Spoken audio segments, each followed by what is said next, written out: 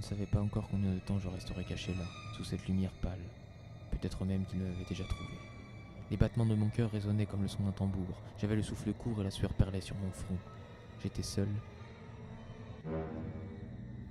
Je n'étais pas en sécurité. À tout moment, il pouvait arriver. Un bruit métallique se mêla au souffle du vent. Je frissonnais. Puis un silence sans aucune sérénité, un silence lourd. Sans même détourner le regard en direction du grincement, je savais qu'ils étaient là pour moi, pour me faire du mal sans doute. Ma vision devenait floue, je ne pouvais pas la cacher. J'avais peur. Était-ce le courage ou le désespoir qui m'avait fait tourner la tête? Je savais qu'il m'observait. Était-il venu pour moi?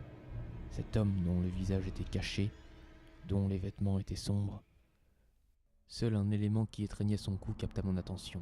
Il était d'un rouge vif, couleur du sang. Il était maître de la situation car il se tenait entre moi et la seule issue possible. Il n'y avait plus d'échappatoire, j'étais pris au piège. J'avais l'impression de me noyer dans mes émotions et mon esprit ne pouvait s'empêcher d'imaginer des scènes plus funestes. Je m'étais retrouvé dans une spirale infernale et la sensation me donnait un tournis vertigineux. Le temps semblait ralentir pour s'arrêter. Il était bien là, il serait bientôt à ma hauteur. Il fit un pas en avant, un pas qui paraissait mettre une éternité, puis un deuxième, puis un autre. Il avait choisi de prendre son temps. Savait-il au moins que je n'avais jamais été coupable? Il se tenait désormais devant moi, tout puissant qu'il était.